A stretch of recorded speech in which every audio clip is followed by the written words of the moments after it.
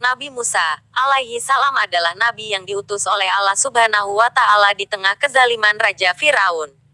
Kisahnya saat menghadapi penyihir-penyihir kerajaan merupakan salah satu bentuk tanda kekuasaan Allah Subhanahu wa Ta'ala. Nabi Musa, alaihi salam merupakan nabi ke-14 di antara 25 nabi yang wajib kita imani. Kisahnya diceritakan di dalam Al-Quran dan berbagai riwayat yang lain.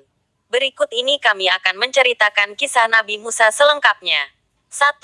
Mimpi Raja Firaun. Suatu malam Raja Firaun mendapat mimpi yang sangat mengerikan. Ia bahkan tidak bisa tidur dengan tenang. Ia langsung mengerahkan para pelayannya untuk memanggil seluruh peramal. Lalu Raja Firaun kemudian menceritakan kepada para peramal atas mimpi yang menghantuinya. Firaun berkata melihat kobaran api di Mesir, yang membakar dan menghanguskan seluruh rumah orang-orang Mesir Bani Israel. Tidak ada satupun dari mereka yang ikut terbakar.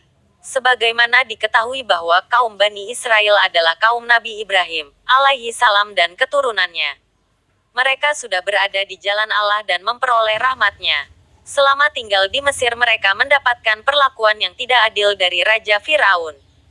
Salah seorang dari peramal tersebut lalu berkata kepada Firaun, bahwa akan ada anak laki-laki yang lahir dari kalangan Bani Israel dan kelak akan menghancurkan kekuasaannya.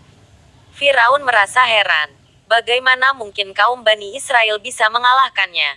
Sementara, di mata Firaun Bani Israel adalah kaum yang lemah tidak punya daya apapun. Lantas ia memerintahkan kepada pasukan kerajaan untuk membunuh setiap bayi laki-laki yang lahir dari kalangan Bani Israel. 2. Nabi Musa, alaihi salam dan para penyihir. Dikisahkan Nabi Musa, alaihi salam adalah bayi laki-laki dari kalangan Bani Israel yang selamat dari kekejaman Firaun. Musa ditemukan oleh istri Firaun saat dihanyutkan oleh ibunya di Sungai Nil. Ketika telah beranjak dewasa, tanda-tanda mimpi buruk yang pernah dialami oleh Raja Firaun kian nyata. Nabi Musa, alaihi salam mulai mengingatkan Raja Firaun agar kembali kepada Allah Subhanahu wa Ta'ala. Akan tetapi, Firaun tidak menghiraukan bahkan memeranginya.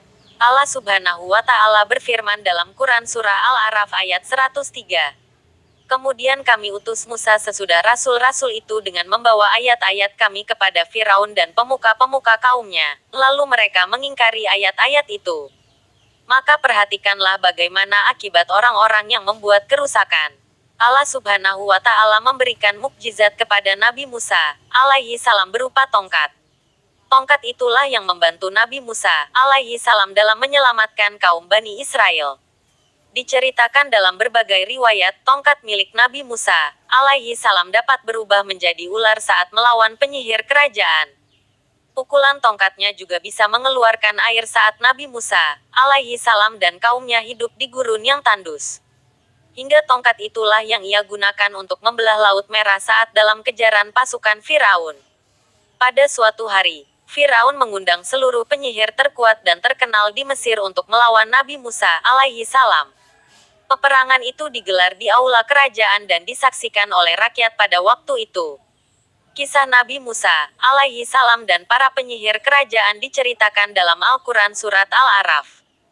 Dan Musa berkata, "Hai Firaun, sesungguhnya aku ini adalah seorang utusan dari Tuhan semesta alam, wajib atasku tidak mengatakan sesuatu terhadap Allah kecuali yang hak. Sesungguhnya aku datang kepadamu dengan membawa bukti yang nyata dari Tuhanmu, maka lepaskanlah Bani Israel pergi bersama aku." Quran Surah Al-A'raf, 104-105. Firaun menjawab, "Jika benar kamu membawa sesuatu bukti, maka datangkanlah bukti itu jika betul kamu termasuk orang-orang yang benar." Quran Surah Al-A'raf, 106. Maka Musa menjatuhkan tongkatnya, lalu seketika itu juga tongkat itu menjadi ular yang sebenarnya. Dan ia mengeluarkan tangannya. Maka ketika itu juga tangan itu menjadi putih bercahaya kelihatan oleh orang-orang yang melihatnya. Quran Surah Al-A'raf, 107-108.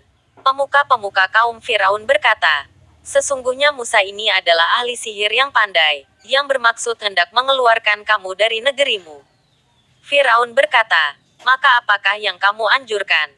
Pemuka-pemuka itu menjawab, beri tangguhlah dia dan saudaranya serta kirimlah ke kota-kota beberapa orang yang akan mengumpulkan ahli-ahli sihir, supaya mereka membawa kepadamu semua ahli sihir yang pandai. Quran Surah Al-A'raf 109-112. Maka para penyihir itu pun datang untuk memperlihatkan semua tipu daya dan kekuatannya.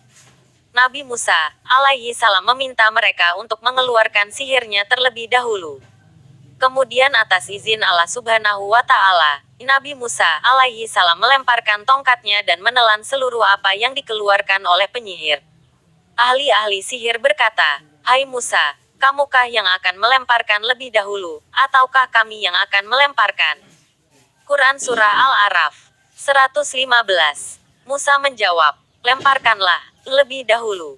Maka tatkala mereka melemparkan, mereka menyulap mata orang dan menjadikan orang banyak itu takut, serta mereka mendatangkan sihir yang besar, menakjubkan.